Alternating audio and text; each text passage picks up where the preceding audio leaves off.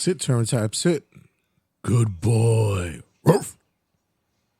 5, 4, 3, 2, 1, 0. All engine running. Liftoff.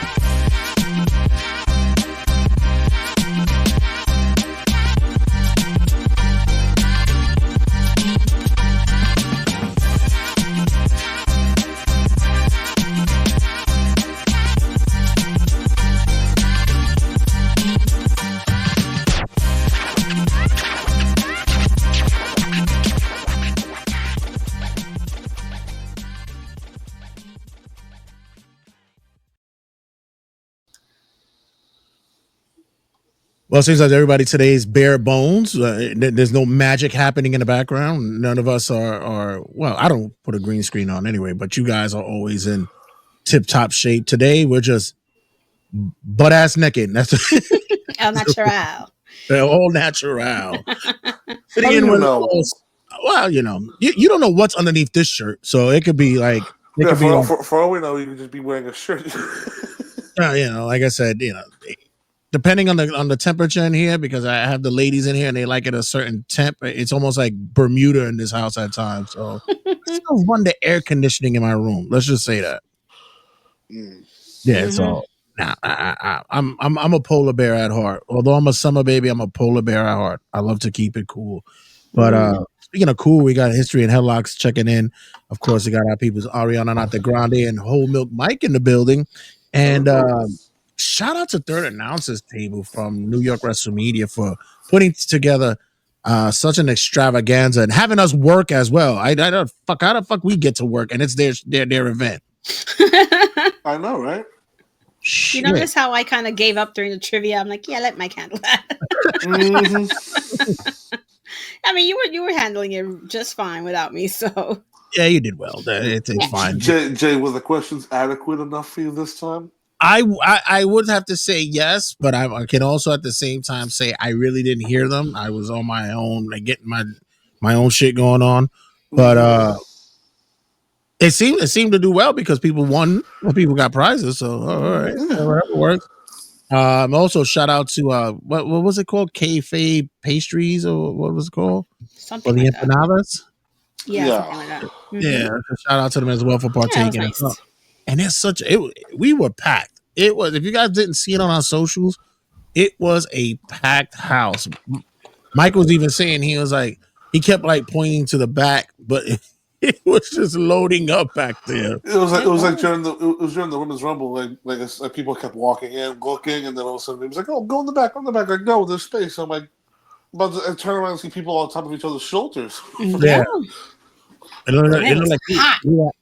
Yes. It's crazy. The last time we were there, it was cold. We had to layer up. Right. This time, everything's running well in the heat, and I'm like, shit, I had to take off my hoodie. I was like, God damn. We were having our own rumble in that goddamn fucking place. I know.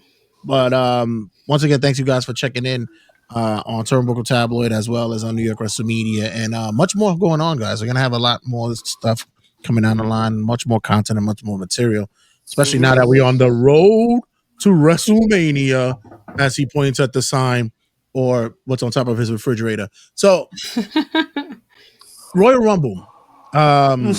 We were going in blindly. I'm not sure. Maybe we had some predictions of preview and possibilities that occur, but there was definitely some outcomes that we were a bit taken aback by. I mean, the main event alone. I mean, right. all of us had predictions, but the one that walked out was like far close to the one we all were. Yeah, I think we were further away from the sun on that prediction than the planet formerly known, the planet formerly known as Pluto was. Adi, your thoughts about the Rumble altogether? What was your expectations going in? I went in thinking it was going to be an okay pay-per-view or a PLE. I can't stop saying pay-per-view, PLE. But honestly, I was really happy with the show. Yeah, I mean, every match was great. Yeah, it did turn out to be one of those shows that you went, holy shit. So Yeah. it sounded actually really fucking good. Like, Yeah. Yeah. I think it Yeah. was great. Mike, was there a moment in the night that you actually said that finally they're cranking out a Royal Rumble that people might actually be invested in? I'm gonna say for both Rumbles actually. I thought both Rumbles were excellent this year because they both had their moments. And I'll talk about my moment when I was entering number 23, and I was like, oh, I said the person's name, and then said person came out, and then all of a sudden I look at my pants. I'm like, oh, there's a beer on my pants now. Whole place blew up, popped for you, Mike. I I ain't mean, yeah, foreseen it for I you. got a bigger pop for the entrant. Yeah. Yeah, that wasn't beer, guys. So No, it was No, beer. It was it was beer. my beer. Yes, oh, that's what happened behind me when all that shit was happening. Yes, one of because the we were guys so got a close little too together. excited. We were so close Oh, together. The other I guy was like, jumped up like, "Whoa!" I, And beer I went said, flying. I said, what And I'm the like, hell is going my on here? beer, no. I said, I know the Royal. I said, I know the Rumble was doing well. I didn't think it was doing that well. Shit, okay. But Jay, but So, Jay, Yeah. but Jay, let me ask you because not for nothing. Didn't we say like these two rumbles were more stacked than they have been the past couple of years?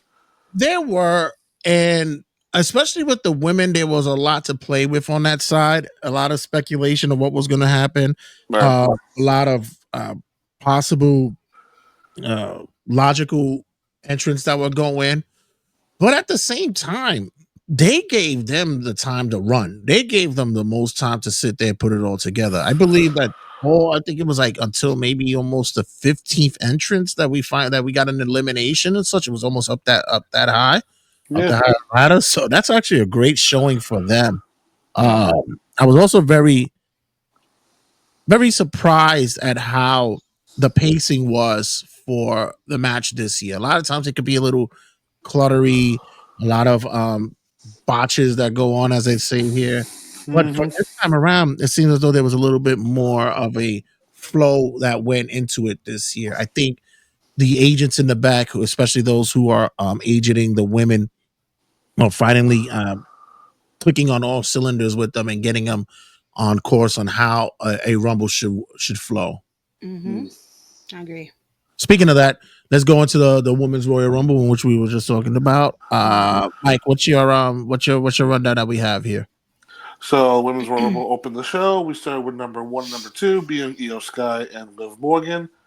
And when Liv Morgan came out at number two, I'm like, is this like the fifth year in a row she came out at number two? But that was like I remember last year she came out 30. So I was like, okay. Hmm. But But still, still, she's one of those that comes out early on and takes over like the whole show.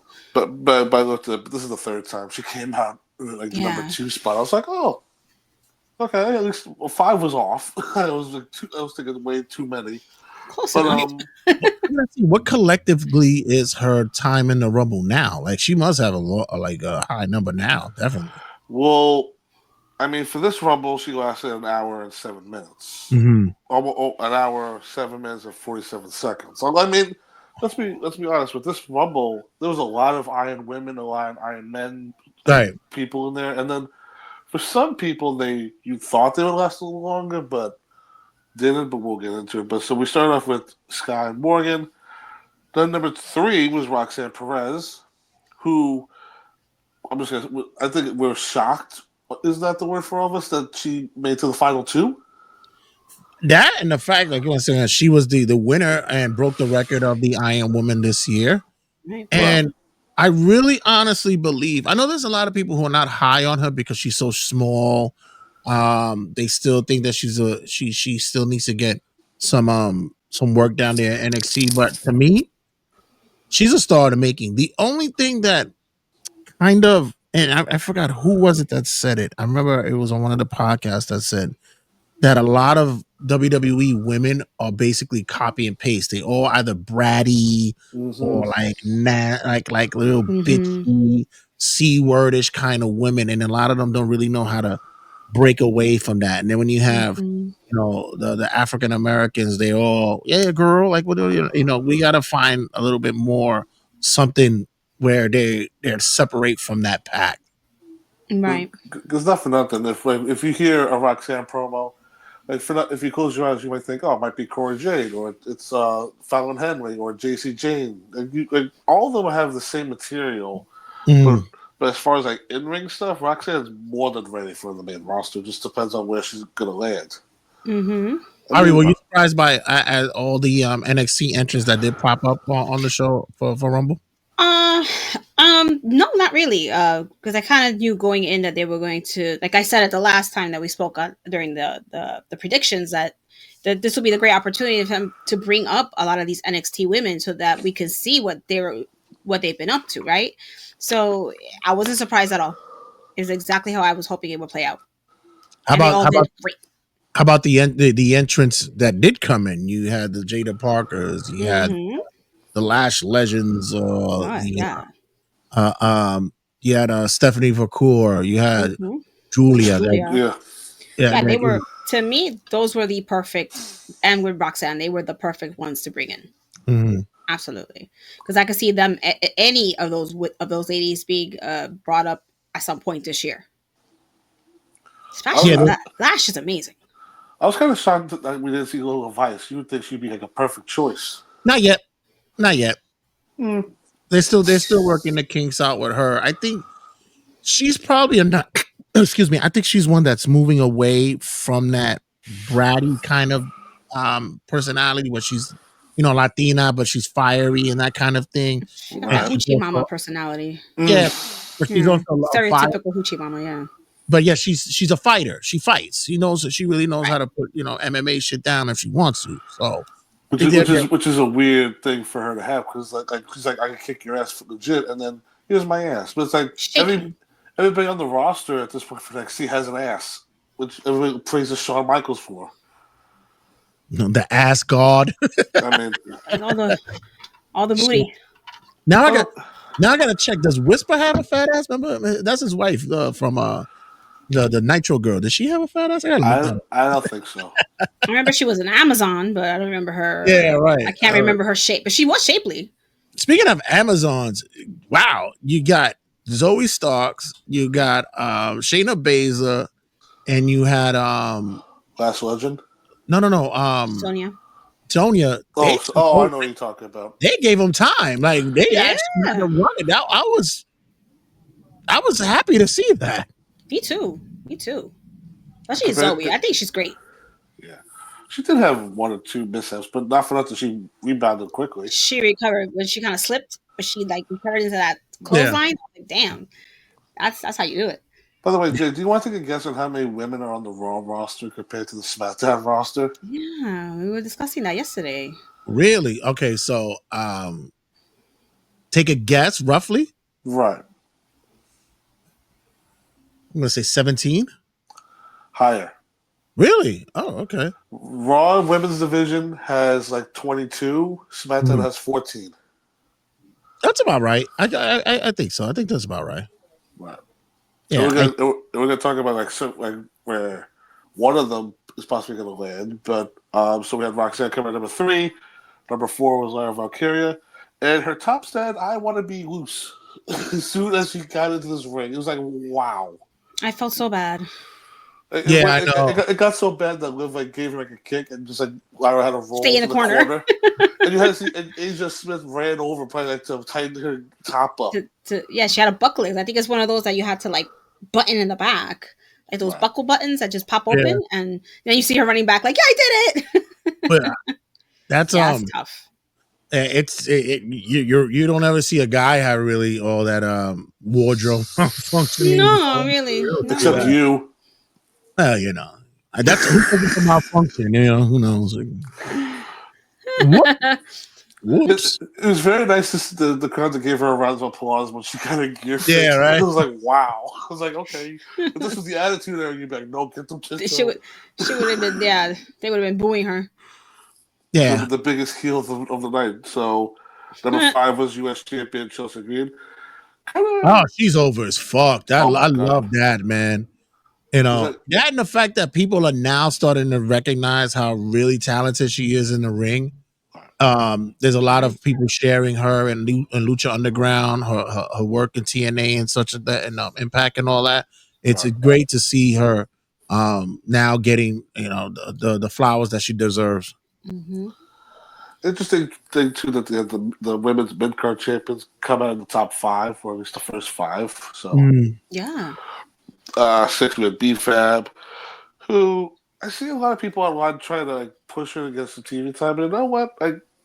If house shows, I know it's like house shows are starting to go away, but I think house shows are necessary for people like her to brush up their skills. Yeah. But I mean, BFAB does have a look. I mean, that's the only thing going for her right now. It's just now She's on the decent on the road. mic. Yeah, she's good mic work, and she's getting progressively better. Like there is, you can see that she is getting in that ring. Something's there. Something could be something. It could be there. But the other things, like I said, with these Amazons, they all starting to like compare. They just start looking like each other as well. They're looking like doppelgangers of each other. Her, Lash, they're just tall and like it's a beautiful thing. Then you get her in there with Jade. It's like, oh my god, like what the hell? Yeah. Mm-hmm. Which is the weird thing too. Is like when you look at SmackDown, like they have Bianca, Naomi, BFAB, Jade Carter, like all the black women on the SmackDown brand, and like on Raw, there's no representation at all. Which is the weird thing. They have the Asian women over there. Black people don't get Netflix. Jesus, I mean, what's the point? That's It's the whole true. thing.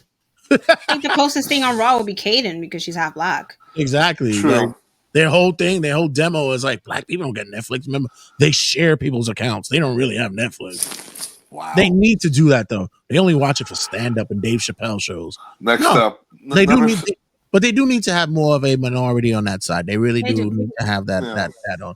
Also, by the way, we brought up Bianca. That fucking spot on the turnbuckle. How many flips did she do in that turnbuckle? Oh, she did the backflip and then the spear and the punches. Yeah, it was like we got up to 5. Poor Io. She was in the bottom all with ass in her face. which was me. But yeah, it was she looked impressive.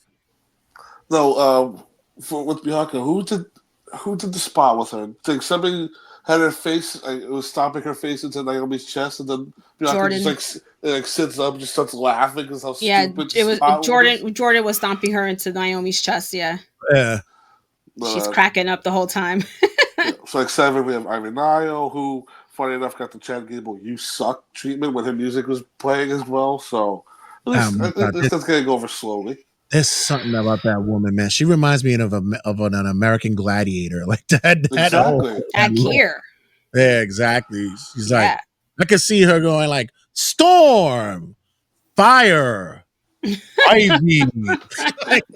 Yeah. Number 8, we had Zoe Stark, who she had like the scratch face paint. She does that every pay-per-view. She does that. Yeah. All 3 of them had like specific special, makeup on. They had a theme for this show. Yeah. Number 9, we had Lash Legend from NXT. So, Ari, I mean, you don't watch NXT, but for the brief period that she's been on TV doing tag matches, what do you think of her overall? She's beyond impressive. She's ready. It's like I was telling you when I told you, like, they spent all this money on Jay Cargo when they had Lash Legend all this time. I mean, the more the merrier. She was green as goose shit when she first. I mean, real. Yeah, like, of course. But I mean, if she's definitely cleaned up her acting. Yeah, she's smooth as hell in the ring compared to someone else who can't get out of that green zone, no matter how hard she tries. It's like, I don't know. It's truly amazing when you give her a tag team partner and they both can work together. I mean, Jakara Jackson's probably the best thing for it. It's like she has that weird thing of her with like the lollipop game. Like she's just trying to stand out on her own, which I give her credit for. Number 10, we have Bianca Belair. Then 11, Shayna Baszler. 12 was Bayley. Shayna went out with her street shit. Like she didn't even have like real gear out. She was like, I came to the t-shirt wearing this shit. I just want to go out here, kick everyone's ass. I don't give a shit. Just put makeup on me. I'm out here. That's it.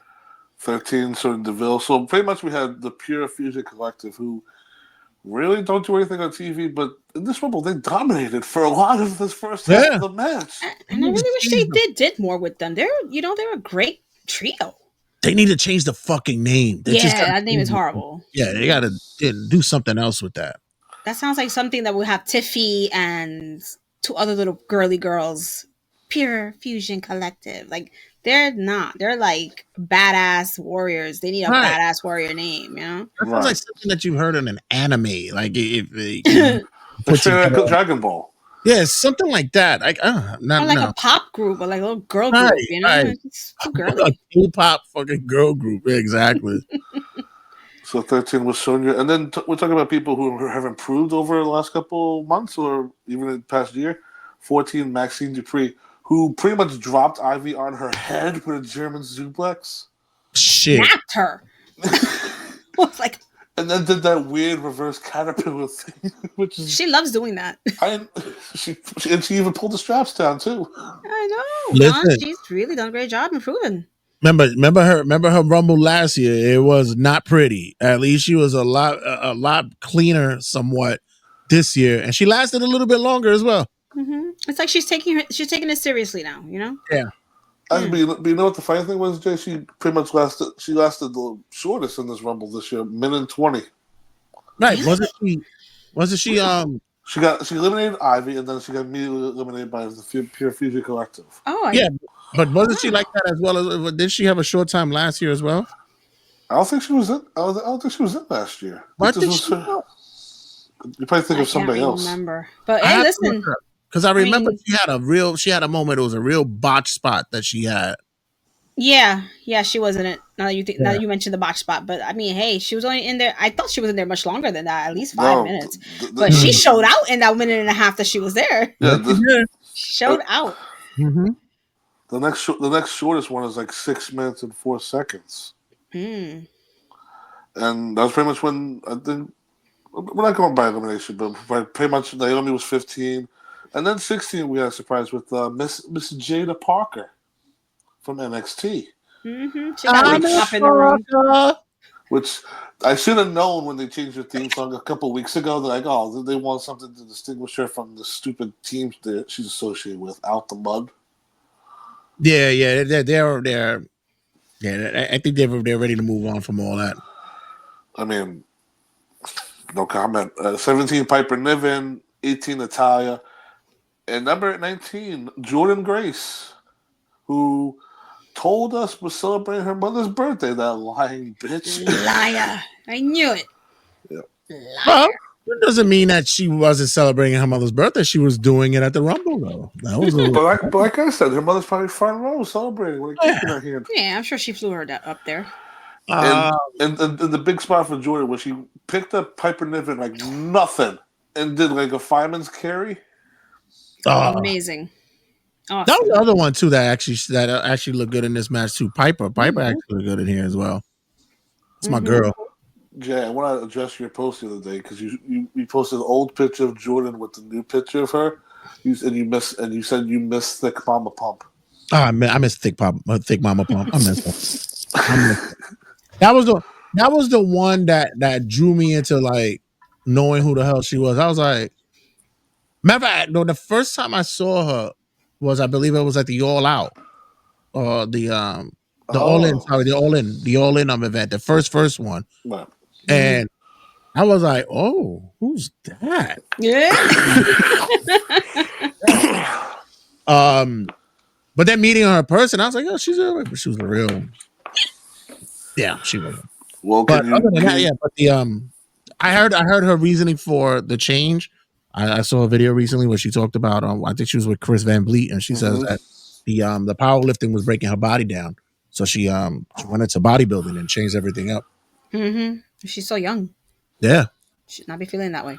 Mm-hmm. She would love to have muscles as big as Scott Steiner. She felt that in the interview too. Like, can you just imagine? No. Listen, I think she looks perfect, muscular wise. She's perfect right now. Right. Yeah, I think right now she's in competition shape. She looks great. She looks good. Just stay the way that she got the muscle, but she got her thickness, her curves. You know. Mm-hmm. Right. Yeah. And I brought up how many women are Raw. I mean, this woman has to go to SmackDown. That'd be the perfect spot for it. If she goes to NXT, that's a carriage of Misjustice. No, she is actually. They've already reported that they're saying that she's going to start in NXT, but they're giving her I believe she signed a 5-year deal for main roster status. So I think she's going to do like a coffee and a donut in NXT and then go right to the main. She should go to SmackDown though. I want to see her pick up Nia Jax. Mm-hmm. Yeah. Mm-hmm. Talk about knees getting blown out. I mean, the match everybody wants is Rhea and Jordan. That too. Hell yeah. Yeah, but we're not gonna get that until Mhm. that's gonna go down the line. Right. Yeah. Number 20 was Michin, and then number 21, the big surprise that where even the commentators are big. Don't believe the dirt sheets, people. Alexa Bliss came back, and she looked great. I mean, the Mhm. jacket on the back was said "Our friend or fiend forever." She Yeah. had the pigtails. She had the new creepy Lily doll, the number 6 in the eye. So you think, oh, she's gonna go to SmackDown? No, she's going to Raw. Right. I think they she did a perfect mesh of all like her gimmicks and what the looks were, like little Right. tie here and tie all that. I love that she paid homage to Bray and such. It was a beautiful entrance. They said that she actually signed her contract that morning, so Mhm. they made an agreement and such. I think more inclined with her, and I think with a lot of the ladies too, especially the ones who have children, is that and Triple H has been more fair about the family time and such. So I think that's what it's more about. I'll tell you one thing though, they better have a fucking a nursery. Daycare. A little daycare center. Exactly, because everybody's getting knocked up in that building. So Yeah. Can you imagine who would be in charge of the daycare? Like all the children in the back, like okay, it'd be Bruce, Nia. Nia's in charge. Nia watches all of them. okay, give brother love the job. Like go take care of the children, Bruce. Oh God. You gotta get Nia. She gotta dress up like Miss Trunchbull from Matilda and get All the kids climbing her. Start swinging the children by their pigtails. Yeah. But yeah, it was beautiful. The pop that she got was amazing. It was great. God. I loved it. It was great to see her back. Great to see her back. And I noticed the music. It wasn't that stupid pop girly song. It was like a remix of her original where, like you said, she had like a mixture of like all her past gimmicks. But it's like I wonder what version of her we're gonna get. Funny that she was the one that should have cut the promo on Monday Night Raw, and not the one who ends up winning this thing. Oofa. Oof. Oh my God. I was hoping that I don't know what happened on Netflix, but it kept like glitching out. I was like, I wish they glitched out during that promo. I was like, I know. Jesus Christ. I think they sent Rhea out to save it because oh my God. Yeah. We'll get into that later on. But number 22, we had Zelina Vega, who pretty much did a tribute to the Divas belt with her big metal wings. That should look dope. Yeah. Number 23, Candice LeRae. 24 was Stephanie Vaquer from NXT. I'm happy they gave her this early Rumble spot. And I mean, the one spot that she does with wraps the legs around a proponent's head and just smacks him on the mat. They almost missed it because I mean, you had Pat Mac. I know what's about to come. Like, oh damn it, cameraman, fix that view. And then number 25, Trish Stratus. She looked good. She looked good. She did look good, but it's like really. This was the one you were like you didn't have to do. Well, we got to get that legend spot. We got to get one of them. At least it was a legend that knew what they were doing. Yeah, I guess. I don't know. I mean, I love Trish, but enough's enough. I think this is her last hurrah, though. They're already talking about lining her up for her retirement match. So again, was that the third time third time's a charm? Yeah, I don't think. Although the match with her and Becky was fucking crazy. That on the cage, the cage match. Yeah, that shit was crazy. But I think she wants to go out another way with in another type of match. I mean, she called on Nia Jax for eliminating her. I'm like, don't tease us, people. Don't tease us with that. 26, Raquel Rodriguez, and then 27 was Charlotte Flair comes out, who got the nice reaction of like welcome back, but then like immediately like boo, not oohs, boos. Yeah, I think it's because people started realizing, oh crap, She is gonna She's win. gonna win. Yeah, here's the winner. Like, Yep. damn. Number 28, Julia, the NXT Women's That was Champion. that was great to see her come out. Number 29 was Nia Jax, where Reem was the only person I think happy in the room to see Nia Jax come out. Shout out to Reem, bro. Big love to you, man, for emceeing that night, man. But Jesus, you got to pull it back sometimes, bro. Oh my there god! was certain Keep your moments. emotions in check, sir. Yeah, there was times where kicking it with Keith was like, "Yo, can you tell your man to chill for a little bit, bro? I'm trying to hear this." I mean, I will say there were a bunch of spots where like we had like Lash, Bianca, Naomi, and I think it was like one other girl, and then you had Chelsea Greenback like step in the middle of all four Oh of them, yes. Oh, that was look at like all, hilarious. like, all And over she's like, And them. they "Hey, just what's good, girl?" and they just beat her ass down. Oh, my. I think that happened. I think that happened twice to her. She's just all around. She's just she's the women's division's gift right now with Chelsea Green. Oh She my really god! is. And mind you, like we're up to 29, and the ring is still full. Yeah. Mhm. And then, okay, so I need to hear your thoughts on this. So we have like Io, Bianca, Naomi, Liv, and Raquel all on the apron, and then Nia Jax just throws one boot, and all five fall down. But that's a big boot. Like, you know. The impact just takes everyone out all in one shot. I Yeah. mean, that was. I wonder what if that was the original plan, or if they were just like, "Oh, we gotta rush through this because Yeah. we've been out here a long time and everybody's still in here. Just knock out like 7 people in one shot." It's the opening match. Where oh shit, we're losing time. This Yeah, is a long show for 4 matches. Yeah, it must be crazy to call that match. Like, you know, people talk about the creativity that comes into wrestling and such like that, booking a match, being an agent for a match, but to call a rumble must be like a fucking painstaking task. I mean, honestly. Oh, Cole Right. lost his voice like an hour in. Yeah, yeah, I'm telling you, it's crazy. There's so much to keep up with. Mm-hmm. And I also wanted to bring this up too because Alexa, like she made a big return, big ovation, lasted 11 minutes, and then gets eliminated by Liv Morgan. Yeah. That That's was actually, annoying. but that's That was a one good of those person to ones get where like eliminated by. I mean, somebody already teased like maybe her and Nikki Cross team up to take on Liv and Raquel, but it's also like have Alexa go back on her own. I mean, Yeah. if Alexa goes in the women's chamber, we'll see what happens. But it's like 10 minutes, like seriously. But then number 30 happened, and it was one of those WWE production stuff where it was like, Oh. let's go to the entrance ramp. You can look, but you can't touch. Nikki Bella comes out, and it was that Bella army that went nuts, but everybody else went, oh. Everybody wanted Becky. Everybody's waiting for Yeah. Becky. Everybody's waiting for Becky. Even the AJ Lee people, they're like really, Nikki Bella? I would have taken Jay Cargill over freaking Nikki. Wow, and we know how much you hate Jade. What was it? Was it you, Mike, who posted the video of the guy going, "I want to lick my screen right now"? Yes, I shared that with you. Yeah.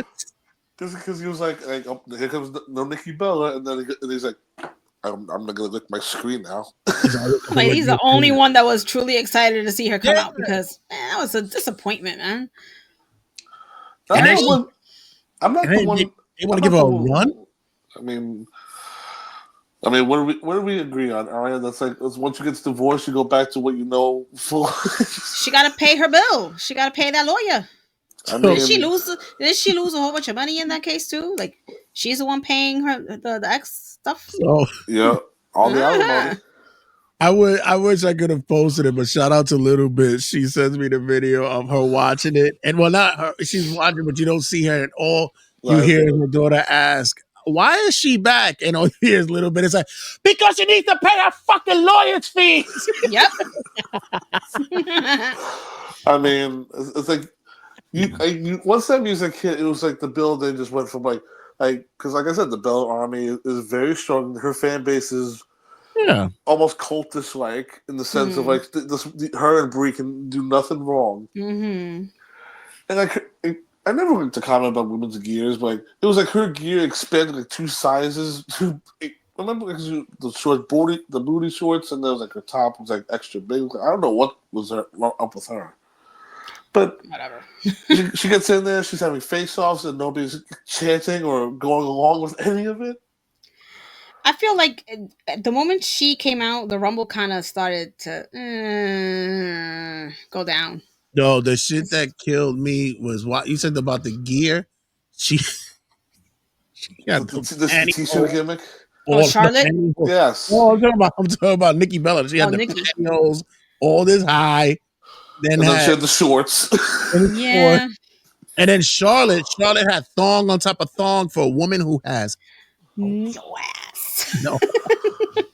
Meanwhile, that's the It last looks thing so she ever has to saggy. work on. I'm Yeah, saying, girl, all this work you're doing, get a little BBL up in there, put a little booty up in there. Gosh, something, hips, anything.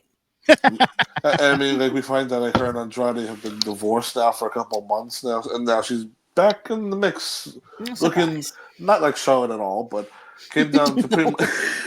And look at Nikki Bella's time; she lasted 3 minutes, got one elimination. Charlotte wins. She boots Nia Jax out, and then pretty much just tosses Roxanne out the damn ring like a rag doll. I was really like, man, can Roxanne actually do this? Like, imagine this is the way they go, and this was just a swerve for us. No. I will say Nia Jax did set the record in the Rumble for 9 eliminations. Wow. Yeah. 5 in one shot. I mean, yeah. I think it was she finished with 8. no, it was 9. It was 9, 9. Yeah, Wow.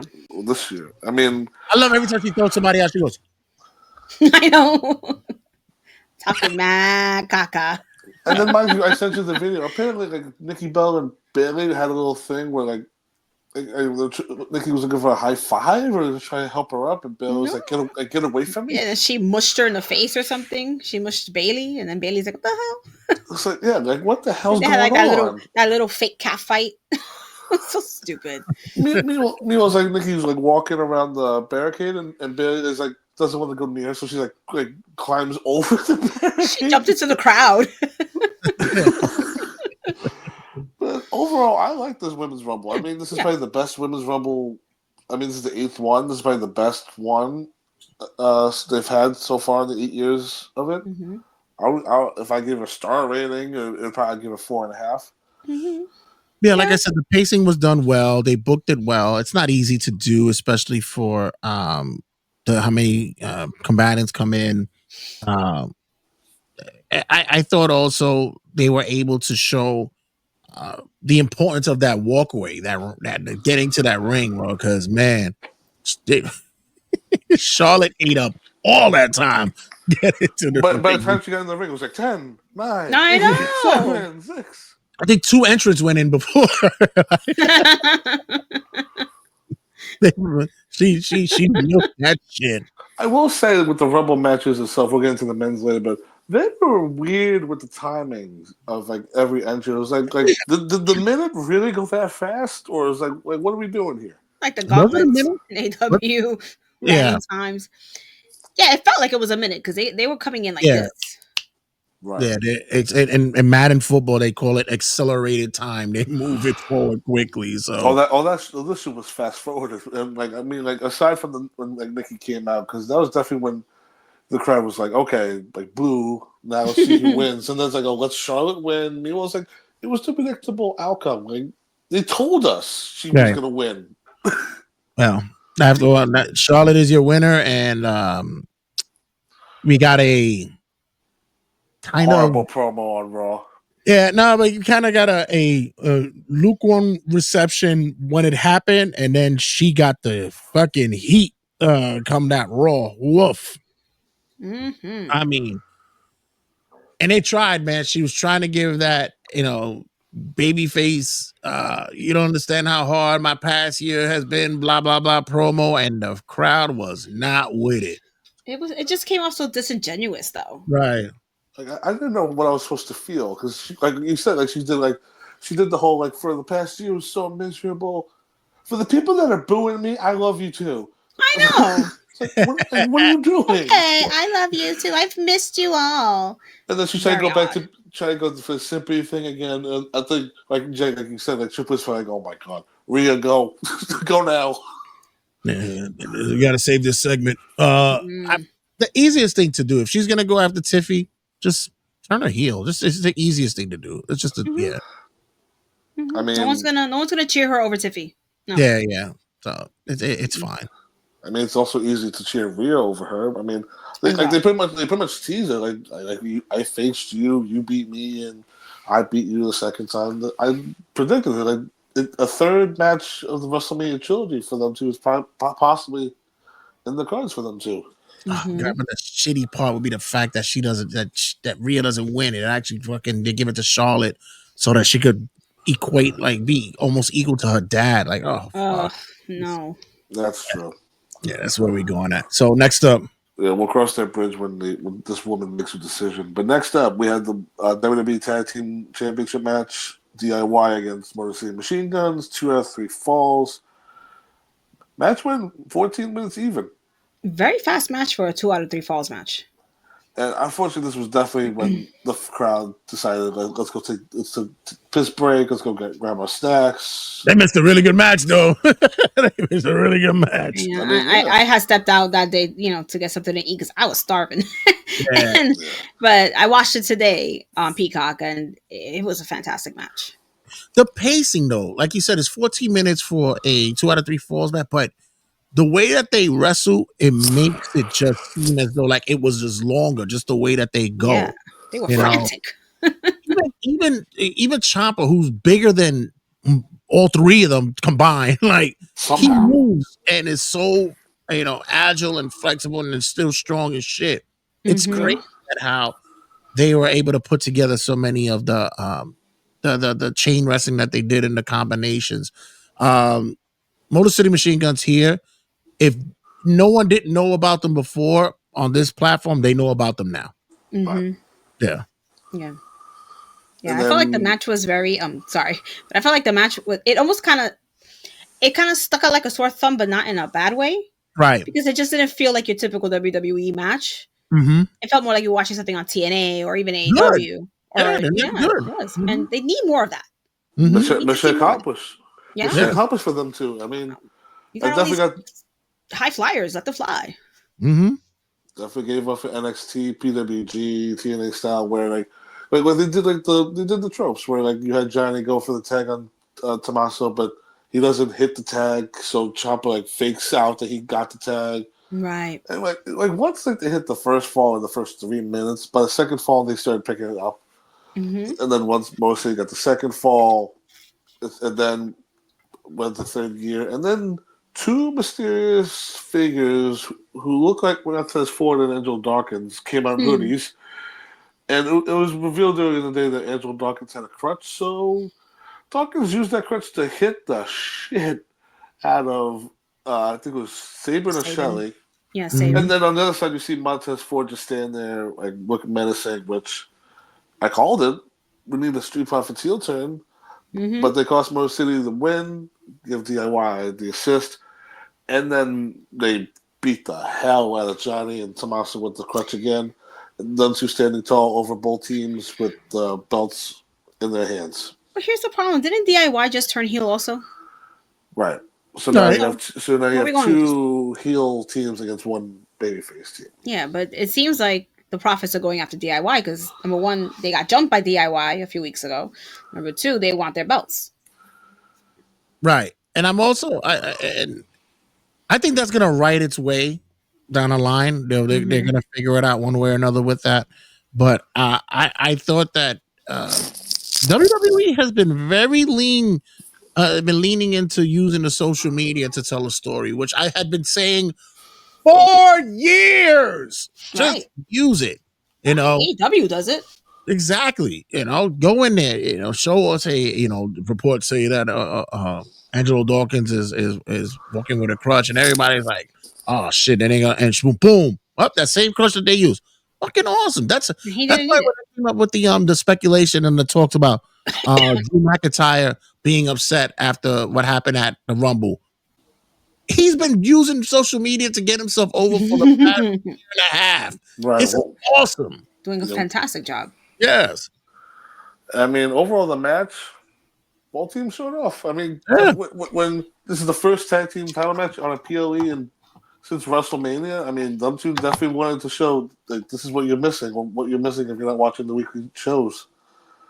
Yeah. But I mean, this might lead to another 6-man pack ladder thing at WrestleMania again. I don't know where the exact direction is. I mean, obviously, Yeah. all 3 teams are going to be at Mania. You would hope. TLC? Are we looking at TLC? We're Maybe gonna a bring it back. TLC. Yeah, TLC. It's been a I wouldn't while mind since that. we've seen TLC. I think it's Mhm. been 5 Yeah. years. Yeah. We're gonna I see a would not TLC. be mad at that. Speaking of ladder matches, I was about to say, talking about showing off. Whoa. Cody Rhodes and Kevin Owens WWE ladder match, well, WWE Championship ladder match, and I don't know about how you felt about the crowd. It was more even for Kevin and Cody. It wasn't lopsided where like it was like go KO go, or like Cody sucks. It never felt like that.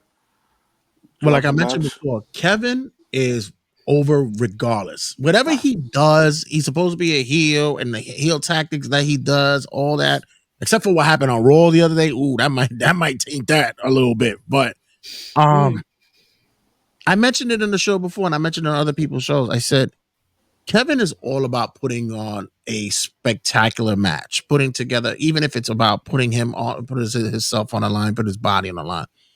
Not generally have to do with him winning, just being sure that when they walk out of there, somebody says that fucking Kevin Owens is a beast, and that's why they love him. That's why he gets the following that he does. As Absolutely. for the Cody thing, it was mentioned. I heard that someone said that. How is it that Cody makes himself look like the victim during a ladder match? And I said, but you see, that's the key thing about this thing with Cody.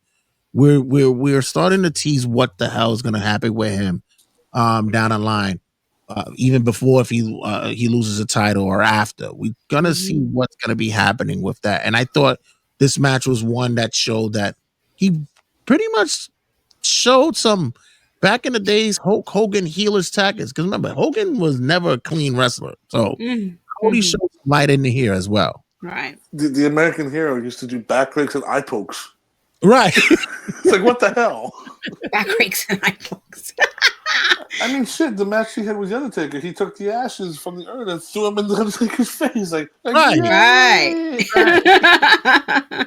No. But And I mean, he was biting people in the head, like, you know. Yeah. I mean, come on. I mean, But we saw some glimpses of that happening with Cody here. I thought, in a whole, Ari, before I even say my opinion, was there a lot of ladders in this match for you? Damn. It's like they sold out Home Depot. I mean, not for nothing. The first ladder in the rampway, they broke the fucking what is it called? To hold it apart. Because they did the suplex right in the middle of it and just snapped that ladder in half. Oh yeah. Mind you, that was the tallest ladder of all the ladders they used. Right. The funniest shit is when the smallest one came out, they use it as a weapon. Cody's laying there by the corner. Kevin takes it, timed it, feigned like he was gonna do a frog splash, and was like, fuck it. Oh yeah. He's like, "There's your big spot." But then the suplex on when Kevin took the suplex on the top of the ladder and on the floor, my spine hurts even talking about it. I was like, oh my god! Even that one spot where he landed, like the ladder was not like flat; it was like sideways, right? And then he landed on it too. Like he just split in half when he landed on it. Like, oh Jesus Christ, Kevin! That lumbar region, but even the one that Cody took in the corner, like it looked like it could have raked the back of his head. I was like, oh my god! I told somebody, I said, the quintessential thing about you look at when you're watching a ladder match like this, you look at the what you call it, the craziness that occurs, the casualties that could be the catastrophes that happen. But each time if you're watching this, if you go, ooh, I think they might be hurt here, that's when you know you're watching something beautiful. This is what's looking great. That's how it should be. Right. Kevin Owens did that suplex neckbreaker thing with the ladder hanging off the second rope and onto another ladder, and just the bounce that Cody took, he like hit it and then just stood up and straight and just hit the corner. But then our favorite Canadian came out, Sami Zayn. I remember I had to look back and remember what I said. I said hopefully he doesn't get involved, but he was more like a spectator because at this point these two were trying to kill each other with these ladders. Where you had Jason Jordan, Petey Williams, Kenny Dykstra, the producers be like guys, Right. like enough, like stop, like calm down. But Right. then Kevin was about to give Cody the package pile driver onto the ladder that was draped on the announce table in the ring. Cody picked him up for an Alabama slam, and Kevin Owens folded in this ladder. I got scared when I saw that. Like the producers and Sam was saying, like, "Oh my God, Kevin, you okay? You okay?" And then Cody's like smiling, has a evil smirk, climbs the ladder all the way to the very top, mind you. Like he could detach the fucking belts off the hook. He had to Yeah, take the whole just got hook hooks. off. That's what they usually do anyway. They take it off the hooks. Just take it. Just pull the whole hook down. Grabs and wins, and then he stands on the announce table, looking at like doing the back turn. He's like looking at this destruction. Like I killed you. Like you're done. Very Homelander esque. Yeah, I thought the monitoring of the talent in the ring as well. There was that spot I mentioned with Cody in the corner. You could see that the referee threw his hand in, and you saw that Cody gave the squeeze to let him know I'm good, I'm all right. Mhm. You saw the Mhm. same spot with Kevin on that power bomb spot that it looks like Kevin took the worst of that more than Cody did. He gave the Iggy like, yeah, I'm good. But that Alabama slammer, wow. And that's what I'm talking about. That's what Kevin looks for. He wants that spot where somebody says, Kill fucking me. Kevin, wow. Like he died. Yeah, if that's what he wants. And he wants to Right. walk out. He walked out there, he didn't walk out there to chat, but he walked out there the hero. Everybody fucking applauded him for that match. Mhm. He definitely had that aura of like this is gonna be my last title match for a while. Let, Right. Yeah, let me go out with a bang. Because let's be real here. This is one too many, maybe, but for the story, it worked. And then when the show's over, they're going, "Oh, Cody's hurt with multiple injuries." I'm like, "What? What?" Kevin's the one that can barely walk, and I know. He but folded in half. I mean, to tell the story with Cody and like they're definitely looking at the dictionary for what injury can we give this man stay for right. Friday. Exactly. Look like someone ruptured his medulla oblongata. That's what they are. But we got on Raw, and guess Kevin wasn't that hurt. Yeah, looks as though I that. was shocked with Who are that you one. kidding? Jay, he could barely stand up. His face. He was wincing. He was limping. He was still in pain. But he still did. But mind you, first package power driver on TV, and this dude's been on WWE TV for 10 years now. Finally, Yeah. no longer has a ban over it. This man can do it safely on TV. And Also, he, with And he took it Sami like a pro Zayn. too. Ooh, yeah, he he took took. it like a pro. Listen, like I said with Kevin, he's been handcuffed for so long underneath that Vince regime. I think, although everybody's like, oh man, are we going to see another Sammy and Kevin match? I think the next time we will see this happen, we're going to see a Ring of Honor ROH fucking kind of match with them. This is what we're going to see. They are going to kill each other the next time. Mm-hmm. And people are sitting there going, why are we doing this again? Why? Because Sammy didn't help Kevin. He helped Exactly. he helped Roman with his run. He became part of the bloodline. He did all that. But his best friend for life, he could not help win this Yeah. title. He couldn't Yep. run in the ring. He didn't try to take Cody out. Nope. You just sat there and looked at me. Meanwhile, I helped you with the bloodline when they're kicking your ass, and you couldn't do the same Exactly. thing for me. Mm-hmm. Exactly. I think Mm-hmm. this is gonna be epic storytelling. This is gonna be beautiful. But I That's will the media say, match. I don't think so, Ari. Because No? nothing. Because where's the next pay per view at? Oh, Canada. Toronto. Right. Let's Oh, do it there, and not for nothing. uh, You might not like the second It's part because not for nothing. Randy Orton hasn't made his return yet, and that's the right. score unsettled. Mm-hmm. Because you True. do Kevin and Sammy a chamber, then have Randy come out do the RKO, have Sammy get his win, Mm-hmm. and also the teased on Monday. Him and Cross is getting in Sammy's business, which I mean I like to see Karrion Cross get a spot at WrestleMania. It seems he would be the perfect person for him. But more than likely, that's probably where we're gonna go. Because I don't see them doing like a weird tag match where it's like Randy and Sammy against Kevin and some other person. That's not gonna happen at all. No, no, no. I know Ari was she mentioned before in the group chat that she's like, she likes to see what's going on with Cross, but they're not doing so much with him. Like nobody cares. I think that they're just I think they're Triple H is a big fan of him, loves him, and it's just still trying to ride a way to like, get him into something. Right. Because it feels to me like, they do these little segments where he comes around, he instigates some stuff, but there's no follow through with any of it.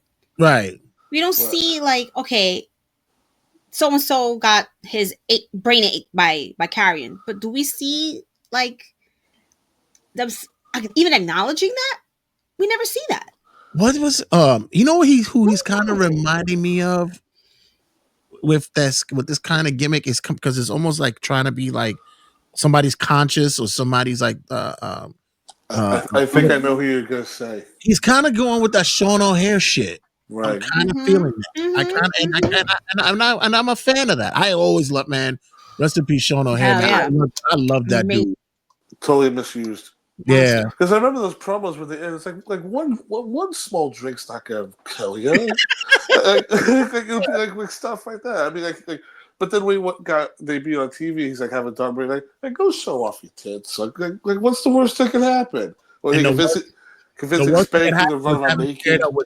The worst that could happen is having paired up with Piper. That was the worst thing that they did. All my friends are dead. Yeah, that was the worst that they did. And that was the death knell for Sean O'Haire. Mm-hmm. Because this Karrion Kross has this weird Fiend things. I don't know if you remember when the Fiend had like the Fiend changed Finn Balor when they interacted. Like that's what I think they're trying to do with Karrion's character. Because they even said on Monday, these are two, like the New Day interacted with Karrion. Look at them now. Like the Miz interacted with Karrion. Look at him now. Like this is just people's attitudes. Personality, but they don't acknowledge that at the end. Like no one's ever said anything about New Days like this because Karrion got into their brain. Right. So that's what I'm saying. So maybe, like I said, maybe they're trying to write it out to see what becomes like the bigger payoff for him down the line. I think it's a subtle gimmick that we're seeing.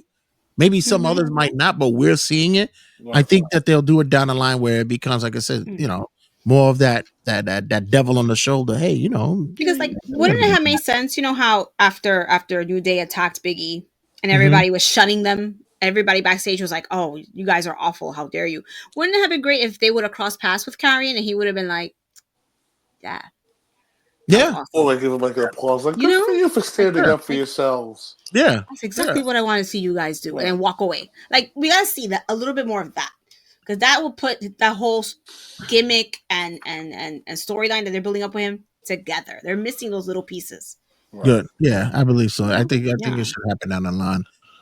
Finally, we lead up to the men's Royal Rumble. Oh, boy.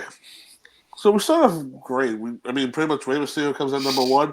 Out comes Penta at number 2. Yeah. Everybody wanted that. And Penta has him over on his shoulder. And his feet touched the floor. They didn't touch. They did not touch. I don't care what you say. You shut your mouth, Mike. It did not. You shut your mouth. It was his shadows. Right. It pity patted. It went like that, and then it looked like, no, it did. You shut your mouth. It was so bad that all three of us looked at each other like, there's no replay for a reason. Yeah, they have been no acknowledgement, nothing.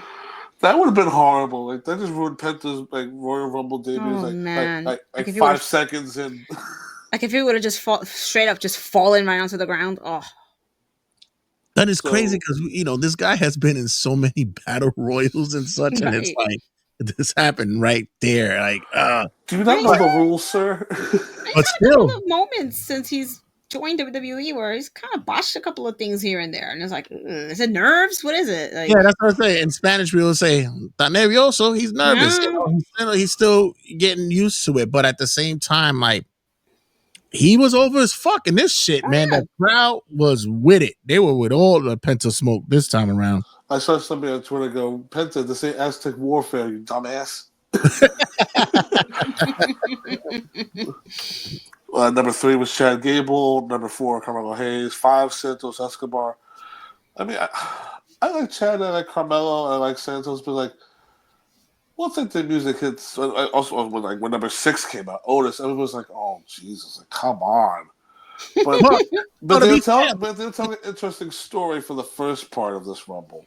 yeah, but to be fair, the first 5 going in was like a good mesh. That was like a nice blend of talents that were in Yeah. there to kick this off. Number 6 was Otis, and then number 7 was Braun Breaker, and this dude went off on fucking everybody. Because then we get to number 8, and it's Akira Tozawa, but then Carmelo Hayes gets mad that he got eliminated, attacks him. We cut to the back for a very awkward, like, oh, like, let's send Akira to the medical facility, and then Triple H goes, you're in. Speed, you're in. And then we see Ice Show Speed standing But there did you next to see that? Stephanie McMahon. Annoying. Did you see that? The video footage of it was Carmelo who set it up. That he after he beat up Tozawa, he walked past and he like tapped him on the shoulder like, and he looked at him like, what are you talking about? And the Triple H, let's go, Speed, you go, you're on. He's like, what the fuck? What? Oh, But yeah, I saw that. But this Show Speed ran down. Him and Breaker eliminate Otis, and then Ice Show Speed does a backflip. Braun starts running the ropes and spears this kid into oblivion, which is the most gnarliest.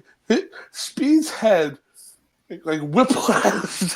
listen, I don't know because Braun hit another one later on that I was like, that one looked like it kind of hurt too. But Jay, Ice Show Speed's not a professional wrestler. Oh This is a streamer that just took a spear at like 200 miles per hour. I get it. Listen, this kid is not for me. Don't know who it is. No, it's whatever. Right. But no idea. It was refreshing to see his ass. It was a funny little spot. Was it necessary? No. But it was funny. But he's one of those. He's like a Johnny Knoxville or a Steve-O that'll just say, fuck it, just hit me. And Braun gave it to him. By the way, I have man crushes in wrestling. Drew McIntyre is one of my man crushes. Mm-hmm. Braun Breaker is becoming my man crush. Like that kid is like this all around. This kid he's got championship gold written all over him. Uh-huh. He sure does. I mean, the Intercontinental is just not the only time this man will be. Oh no, his career. Not at all. I mean, Jake, can you also point out too what was his gear like on the math? Oh yeah, he had the Steiner map gear. Yeah, Rick used to wear that gear back in the day. Yeah. He had the Steiner map gear.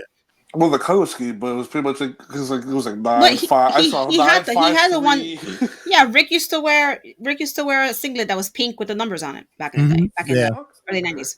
Yeah, it was his. Number 9, it was Sheamus's Awful Music. Number 10 was Jimmy Uso, which I was surprised to see Jimmy Uso actually out there. Why? Because he was on SmackDown on the night before? Well, not even. It's like, but when you think of like who's gonna get a Rumble spot, I was thinking like maybe NXT, maybe TNA people.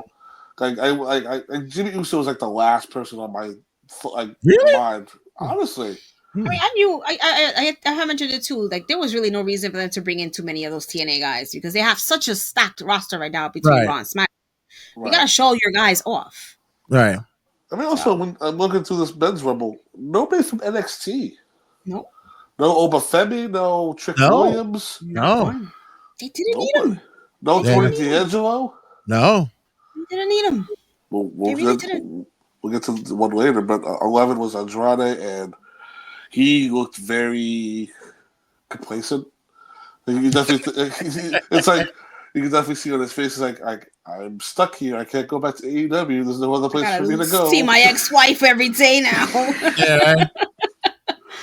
Do you mind if you change my show? Wherever the fuck she's at, put me on the other one. I don't want to be on. Yeah. Hey, Charlotte, can you not take my moves anymore? He's gonna be. I'll take NXT. I don't care, guys. I take NXT. Get me away from her. Keep me on speed. Because I'm in the champion of speed anymore. I know.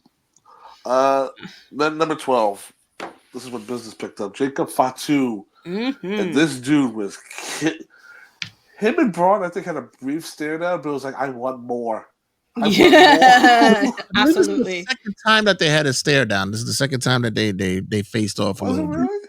Yeah, I Oh, believe yeah, they on were Raw a couple of months ago for right, War Games. I remember. right. They had a stare down for that. Mhm. Just like I said, the swelling of pride of last year, he was in the audience, and this year he's there. He pulls up and is Mhm. fucking tearing it down. Like Yeah. it's insane. Shout out to him. Jacob was out there causing fucking havoc. Mhm. It was so funny to see like you and Keith do like because when I see him do like the like movement, it reminds me of the Boogeyman. But now it's like Jacob Fatu like adopted as his own, like we start shaking. That Mhm. that and no, fucking Keith had me crying with the fucking Penta walk. That shit had me in Yes. the Penta fucking walk. Number 13 was Ludwig Kaiser. He only lasted 6 seconds. Bye, Ludwig. I didn't even notice that he was in and out. He's another one that took advantage of the walk, got there, and gone. Was Yeah, over with.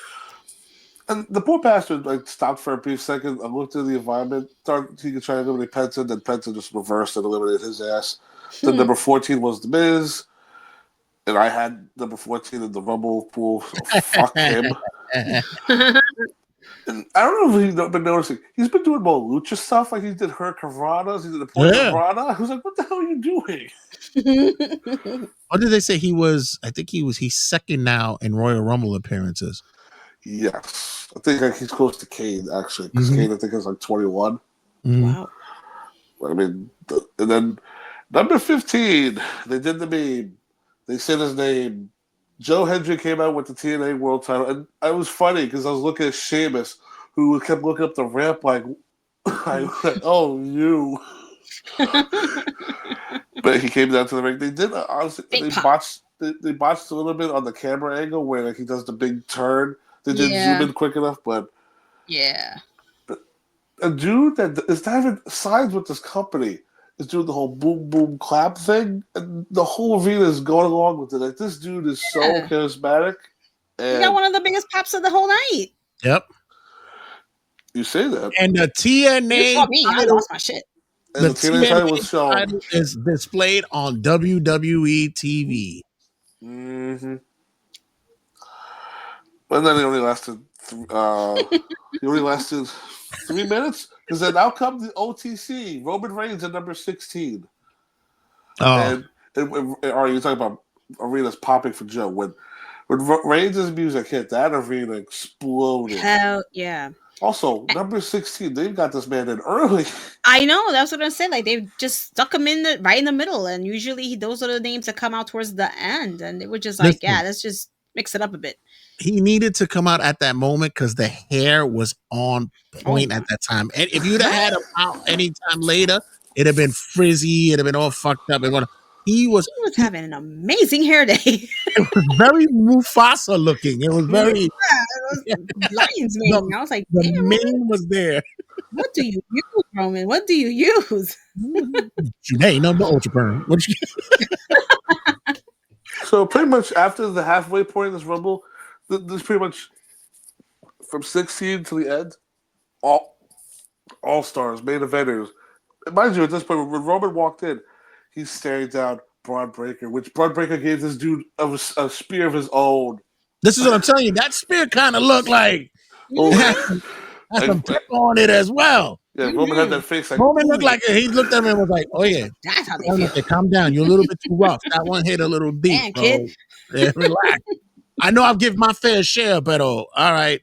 No, And not for nothing, out of the two, Breaker should keep the spear. Let Reigns keep the Superman punch. yeah, but you know what? It is not everybody is becoming spear heavy now and shit. But Yeah. it's just with Braun, it's so fucking powerful. It looks insane. I mean, Jey Uso's doing the spear too. Yeah, that's what I'm saying. Like everybody, even Jimmy does it. I think in a couple of times, like he'll pull it out one way or another. But Yeah. yeah, like you said, it needs to be given to Braun. Hand that shit to him.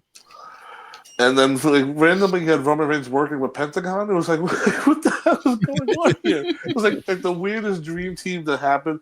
You had Roman face off with Jacob Fatu, which at this point I was thinking there's your WrestleMania match. Start teasing it, but we definitely gonna see what Roman Reigns does later on. But number 17 was Drew McIntyre, and Drew's face was like, "Oh, I'm gonna get to kill this son of a bitch. I get to kill Roman Reigns." Yeah. And then they faced off, blah blah blah. And then 18 was weird music, and all I was looking to like, who the fuck is this? And out came Finn Balor. I was like, oh, cool. Yeah. Yeah, A horrible new song. Is Jim Johnston back? Is he? No. No, this is the remains of Death Rebel. Unfortunately. The CFO guy, whatever the fuck they all called them dudes. That's the remaining of it. CFO dollar sign, but Yeah, Start licensing music with all that money they got. they do. Yeah, this song sucked. There was like nobody reacting at all until the poor bastard walked out. I was like, oh, Yeah. His previous song was perfect. I didn't need to bring him out to this. exactly. oh man. 19 Shinsuke Nakamura. Then number 20 was Jey Uso, and then at this point it was like, which was weird. We really didn't get a Jey Roman interaction. Looking back at this match, we really did like stare at each other. Like there was no like, oh, like this is my moment, or like I'm like, nothing. Weird. They're cool with each other now, somewhat. So Yeah, but still, I mean, and then this was funny. So me and Ari did History of Headlocks the week of the Rumble, and we did a full episode on this man, and we said maybe he might come back at the Rumble. maybe he will never come back. One or the other.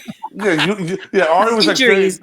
Ari was like, oh, his career's over. Meanwhile, Yeah. at number 21, hamming it up. At 21, AJ Styles is back. Another liar. But I did say that he was in he was rehabbing well. They said that he could Well, be around. he himself said in a tweet, it's not healing right. He got you. He got me. He got me right in my heart because I love AJ. Awesome. Got to use it as a weapon. You got to use it as a tool. AJ, you liar, but I'm glad. We're talking about theme songs. We're talking about theme songs. They gave him his theme song back, his own presentation from when he debuted. Hell yeah. As soon as that organ hit, it was like, yeah! I believe they're moving him to Raw. He's been moved to Raw. So good for him. And then when I saw Braun Breaker on the screen, I was like, oh, here we go. AJ and Braun Breaker. Hopefully. Because when you think of the Raw landscape, the match possibilities are endless. All first-timers. Yeah, absolutely. Him and Punk, AJ. Him and Punk. I'm telling you, there's a lot. There's a lot that could be played there. I'm telling you, with the old guard, AJ don't like him. Yeah, the old guard already moving out. The new guard gets to intertwine, get their matches though, but that old guard is finishing and settling scores before they go out. They move on. Right. Number 22, Braun Strowman, and then I called it in the bar.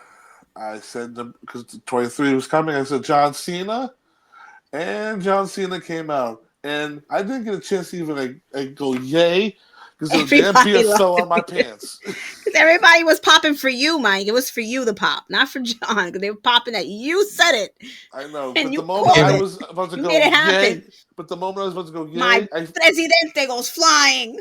They gave my pants feel wet. Gave the Jordan number. They gave Cena the Jordan number 23. Interesting. The GOAT, greatest of all time. They gave him the Jordan number. Subtlety, everybody. Subtlety. Very nice, very nice. So then John Cena and Roman Reigns just stare at each other, circle, and then out comes number 24, CM Punk, and the crowd goes even crazier. And then they all circle again, and then 10-9. And number 25, Seth Rollins. And he just runs to the ring. I think he goes straight for Punk as usual. He did. And Cena went after Roman. And at this point, it was like an all-star lineup towards the end. Number 26 was Dominic Mysterio. Yeah. Hey, don't give him no shit. Dom is over too, man. They were waiting for him to get his ass whipped. Oh my god! I will say too that when Braun Strowman came in, he eliminated Jacob Fatu right away, and I was kind of mad about that. But then when Cena was making his entrance, they focused on Jacob Fatu staring at Cena. I was thinking, like, what are we teasing here, everybody? What are we teasing? Yeah, Jacob just had his eyes set on every freaking body that stepped foot into that ring. Hmm. Rabid So, animal. so Dominic came in at number 26, number 27, Sami Zayn. Number 28 was your boy, Damian Priest. Hmm. And then 29, LA Knight. And number 30 was Logan Paul. Right. Now let's talk about how this whole match went from pure chaos. Because you had Rollins and Roman pretty much just battling out. You had Roman trying to eliminate Seth, and Punk comes from up behind and eliminates both of them. And then Logan Paul, that sneaky son of a bitch, eliminates CM Punk. And it was funny because somebody pointed out on SmackDown where Punk was criticizing Kevin for losing to Logan. Right. Flash cut to Logan eliminating Yeah. Punk Like, in the yeah, I got Rumble. you too now. And then you had Roman looking at Punk about to call him a stupid son of a, and then Seth just curb stomped the shit Oof. out of Roman Reigns. I don't know how they pulled that one off. I Yeah, mean, that looked ugly, but in yes. a great way though. I was like, oh my god, he just crushed Roman's skull. Oh Jesus Christ! And it was so funny Oh because wait, he hit the stop, and then like a second later he looks over, and then him and Punk start punching each other again because they hate each other for real. And then they get separated, and then Roman's trying to get up on the steps. Another curb stunt on the steps, and mm. then as Paul Heyman wasn't like crying, but he was like screaming. He was like, "What are you doing? What are you doing?" And then you had Punk go near Paul, whisper something into his ear, which is probably like the favor, whatever the hell it is. He did it like when he did it. He looked almost angry at Paul. Yeah, because he was Yeah, like, right. Like I was supposed to win, and you freaking didn't. Ah, there's a lot of great intertwining storylines that's there. A lot of stuff that's been festering for the past 10 years. There's a lot of story that's just been really coming to the surface and just meshing all these people together. Some people will say, like, they'll say, you know what, maybe it's a little bit too much. No, for me, this is the perfect storm of chaos that's just working right now. because it's a good group that they're doing it with. Yeah. Exactly. And speaking of like facials, like where people getting pissed off, apparently, so all of us watched the clip back, but Hmm. LA Knight and Logan Paul were doing like a face off because it's like, oh, like remember, like these two fought before, blah blah Right. blah. Drew and Jay are having like Drew's about to eliminate Jay. Meanwhile, it's like they're running in the middle of the spot that Logan and Knight are doing, and then Damian Priest, like I guess I realized too late, like oh shit, let me go and run to my spot. Eliminates Drew, and then you No. see Drew's face get all pissed off. But I'm telling you what we saw Yeah. at first, because then Drew's face they zoom in, you see Damian's face, so it's like the teaser that for WrestleMania. Well, it Then turns out that was something else they were teasing. And then afterwards, it was revealed that Drew was pissed about somebody being a Legit pissed. professional, getting their spots in, Right. and then he left the arena before the Rumble was even over. Right. And then going back on it, but Mike Sempervive revealed that it's because of LA Knight and Logan Paul being like right in the middle of them doing their spot. Yeah. I think it was just really bad timing because it Right. looked like when all three of them were kind of like hunkered down in the corner, and then Logan and Knight are doing whatever. At some point, I think a referee must have told something to Priest because they were right next to him when he was in the corner, Hmm. and you see Priest say something towards Drew and Jay, like setting up, like we got to do this now. Like they must have gotten some kind of call from the back to do it now, but then you still have Logan and Knight doing whatever they were doing, Right. and it seemed like they took a little too long to set that one up. And the camera angle was just awful. It was all over the place. It just came off really bad. Yeah, I think the first spot was supposed to see the face off of Knight and Logan first. That Right. was supposed to be it. And then once they start ripping on each other, then we will see the elimination happen. But it just seemed as Hmm. though that it was just too much going on at one time. Yeah. Um, Because at the same time, you have Drew holding Jay like he's running at the ropes. Right. And then, like, Damien, from, like you Like said, was in the bum corner rushes. like a bat out of hell, runs Hmm. between Logan and Knight, and just grabs Drew and throws his ass over. Right. right. And like it just even the way it like they were like just all laid out, and then suddenly they all just jump up and just like something happened on the back end that just ruined the whole moment. Well, Because it should apparently, have been a bigger moment seeing Drew get eliminated by Damien. Yeah, like apparently the camera it was all angle, squashed afterwards. yeah. Terrible. It was Yeah, all squashed I afterwards. kind of think that if they were booking Priest McIntyre for Mania, they should fucking switch it. They should book fucking McIntyre LA Knight. Fucking At get this that point. book it. They both gonna talk shit to each other, micing on the socials anyway. Fucking book Mhm. it. Yeah. And give Damien a fucking tag team match with Bad Bunny against Logan Paul and somebody else. Fuck it. Jake, Logan and Jake. There, maybe, yeah. Something like that. But I will say, Hell no. like, not for nothing. Why Like, not? Fuck no. Fuck the Paul brothers. Hell no. He deserves better than that shit. but hold on, all Priest right. deserves way better than that shit. Hold on, let me look. Hell Let no. me ask. Sorry, because not for nothing. Remember who they catering to.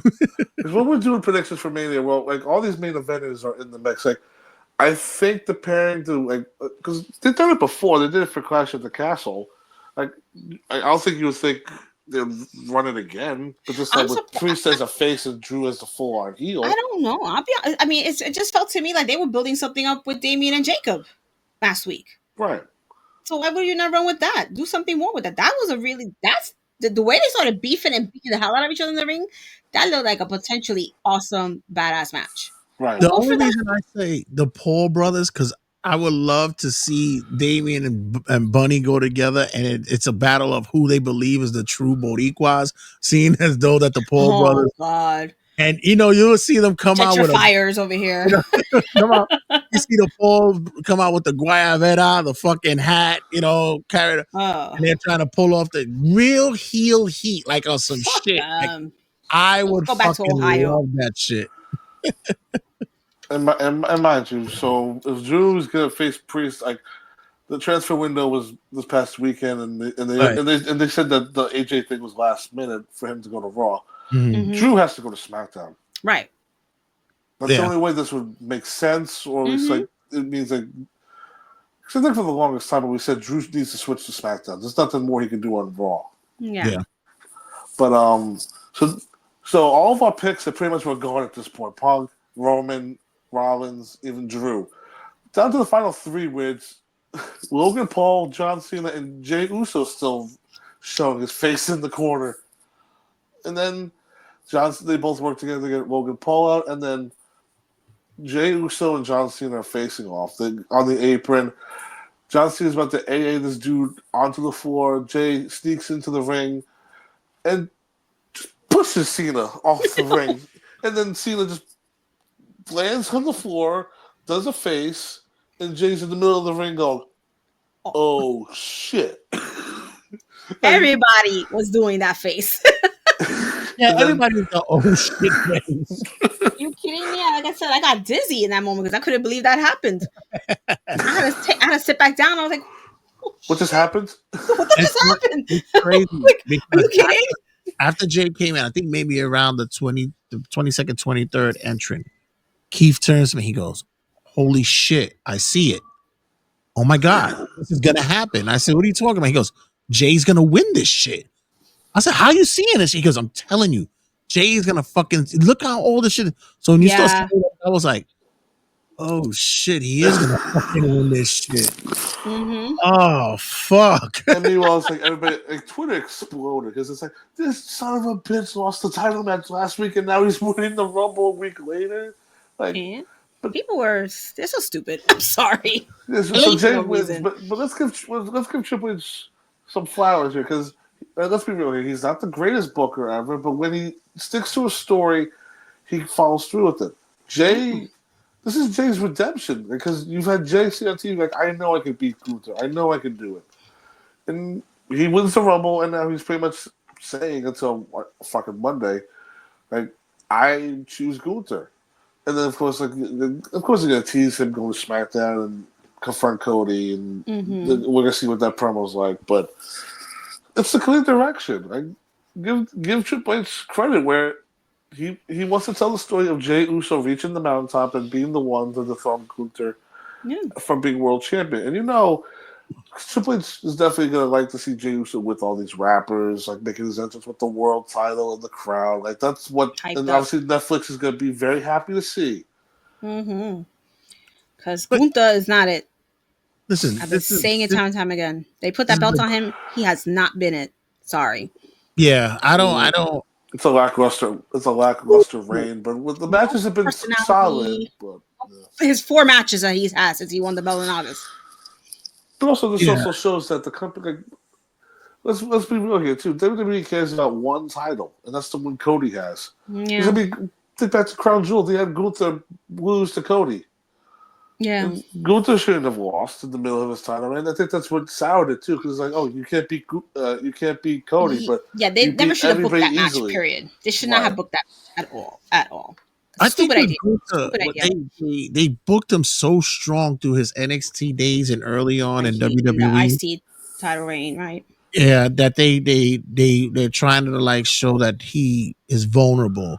With the J booking, it's like, guys, this is Daniel Bryan all over again. This is the Kofi Kingston, Kofi Mania push again. This guy, the crowd just loves him, regardless. You know, everybody goes, but he can't wrestle, and I'm like, neither did fucking Hogan. Like he fucking sucked too. Like he Yeah, he only had can wrestle. I don't yeah. understand why people think he can't wrestle. He's pretty decent in the ring. But this, it's all about. For so many years, people said Cena can't wrestle. Look at him now. But the greatest thing is that they go, "Oh my god, I can't stand this Disney thing," and I go, "But you know what? If you are a booker or a promoter, you would lose money because you would not cater to what the fans want. That's Exactly. Exactly. what the fans want to do. Yes, they are great wrestlers. They're Chad Gable, like you said, Pete the way Dunne. Gunner, Pete Dunne, Gunter. These guys are great wrestlers, but at the same time, they got to get over. They found a way to Jay found a way to get over, and he's fucking over. Like He's it's been over for years now. with a slang word that's been outdated for fucking 8 years, but it's still over in the WWE universe. Right. The dude is easy. Once with the Roman feud, like facial expressions, he has it. Acting, he has it. But then when they gave him the entrance, he sells merch. He's appealing to the fan base. Like And I already said he can, and like she said, he can wrestle. He can wrestle. as a promoter, how can you ignore this? Yeah. You And gotta, then you be like, gotta oh, recognize like thank you for selling your merch, but you're not going to be in main events ever. yeah. He'll get his run up. But like I said, it's fantasy booking won't happen down the line, but I would have loved to see it differently, that they would switch it. Fuck it. Let him go up against the guy who was there when he started the Yeet movement. Let it be Cody, him and Cody drinking Henny, and it started happening there. And Cena versus Gunther, it actually looks better. It actually looks as though you got two big guys in the ring. That's a Mania match. Cena going after Gunther, you still get the recognition of the 17th title that's being won. You Hmm. still get that. You know, Cody begins his turn. He begins this heel turn there. You get that there going with him. The fans are backing Jay more than they're backing Cody, and Cody's like, "What do Yeah. you guys really? I'm the one that stopped this whole bloodline thing. I did this. I finished my story, and you guys are turning on me. That's a better. So now that they Right. love Jay, you know, Another thing to point out too, like if you want to do that for fantasy booking, have Cody be the one to say, "Not for nothing, he quit, and with my political power, I brought him back, right, Right. and he's in this position because of me. He got over because I Hmm. brought his quitting ass back." right." Right. So there's something to that. There's something that Mm. could be there because I think logically that makes better sense for it. But I understand the whole. You got to knock down Gunther. You got to you gotta knock down the giant, The Jack and the Goliath. Beanstalk. You got to Right. get down the Goliath stuff. Yeah, I get that.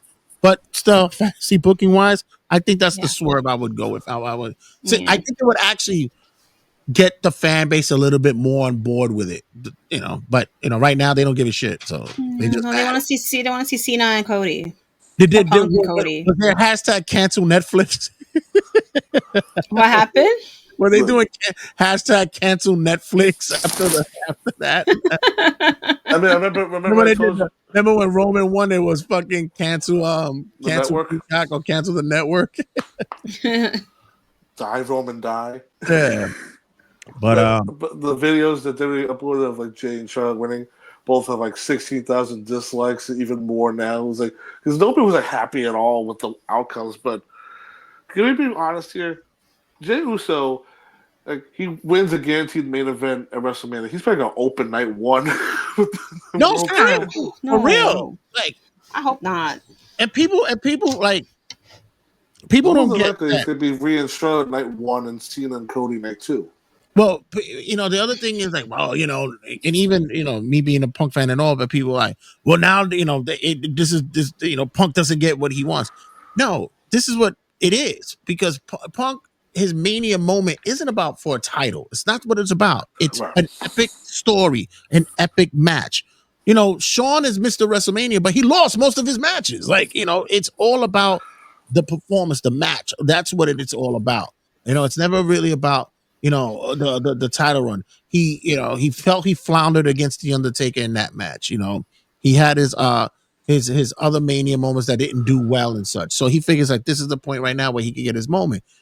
I can see Cena and Jay and Gunther going on opening fucking curtain jerker, and then we'll see a triple threat with Punk, Seth, and Roman. Like I could see that closing. Right, I saw that. I was like, but also it's like, I get it, all three hate each other, but like, what would be the antithesis? Like, well, like there has to be a stip. Like the winner wins a title shot, right? Like that would be something. But more than like, I see Seth and Roman one on one at this point. Right. Mhm. Especially the history that's there. Um, And they already said on TV, Roman's out for undisclosed time. So it's probably like, Right. by the time Elimination Chamber rolls around, he's like, oh shit, he's back. yeah, Mhm. and we pretty much have invested that Cena's winning Elimination Chamber, right? We pretty much have that like Pretty locked much. in, It's either him or Punk. right? It could go Right. either way with because they're both in it, so they're the top two potential Favorite, winners. yeah. Here's what I'm thinking. What if like Cena wins the Chamber, but then Punk tells Paul, damn it, favor, put me in the match. So then it's a triple threat with Cena, Cody, and Punk, and Ari's pissed. No, God, But then I will you turn have, Mina off right before that match. but That's I then you, can't for Netflix. I'll walk out. I'll walk out wherever we watch it. I'm like, see you later, guys. but You then, see but her, that, you see her put that coat on and just look at the camera, just like thank you for inviting me to the viewing party. And I must go. all in all, guys. Rumble, we had a great fucking time. I thought it was probably like you said, it's been a long time since we had a Rumble like this in some time. Yes. It was very fun. And once again, thanks for everybody who showed up to Secret Poll. You guys had a great time. And to the guy who threw the beer can, I didn't see it, but he was very apologetic afterwards. We were at the bar. He was standing by me. He was But like, I didn't mean to throw it at her. I was just mad at AJ getting eliminated. and poor Chrissy, and Chrissy was in the line of fire. Meanwhile, this is the dude that won the first trivia game. Exactly. Yeah. Like, it was like we could have been assholes, like, you know what? Fuck your prize. Leave. Well, he was trying to get him. He was trying to tell him to get the hell out. Yeah. Like, you gotta go. You gotta go. The best part was that his boy was outside. And he goes, I ain't gonna front, man. If y'all would have threw him out, I would have been mad. That's my friend and everything. But yo, he was getting annoying. He had to get the fuck out. There's always one. It's also one of those annoying moments where, like when you because I felt the beer hit me, but like when the visual of the can being thrown at the screen, and all of a sudden it's like, wait, calm down, everybody, lower the thing. Who did it? And it was like, what happened? I completely missed it. I was looking at my phone or talking to somebody. Yeah. I was not looking. I was like, Right. what happened? What happened? And I mean, just my nosy ass needed to know what happened.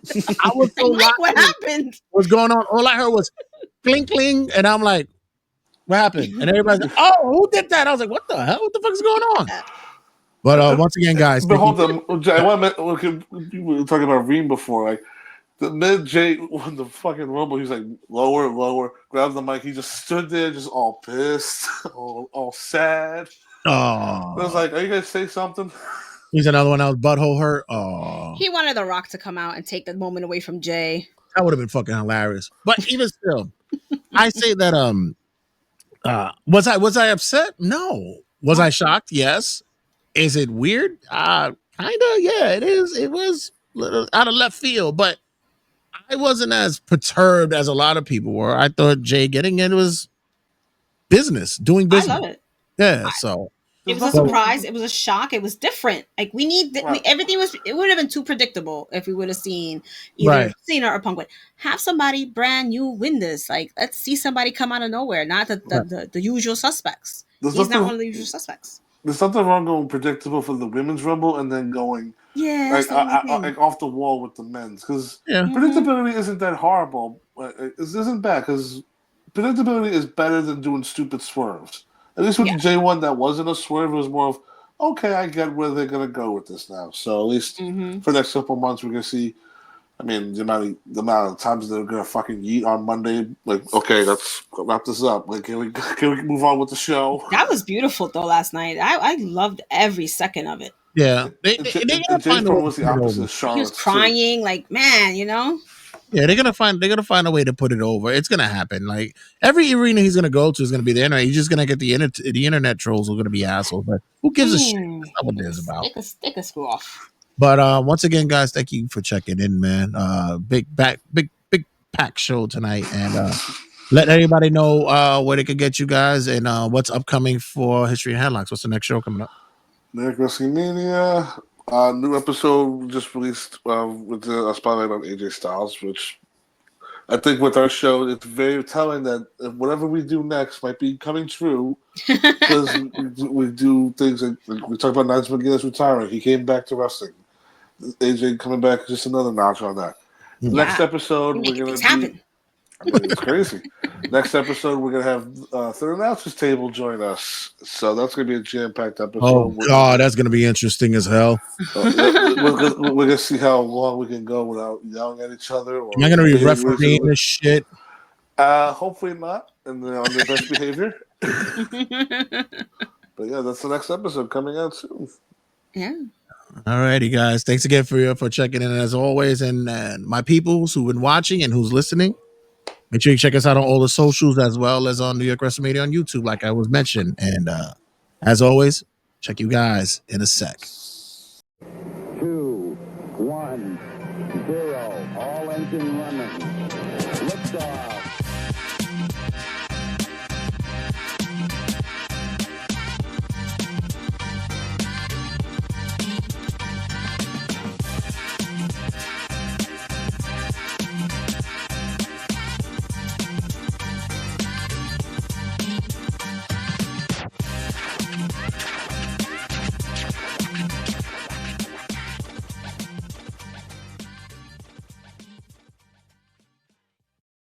Sit, turn, type, sit. Good boy. Ruff.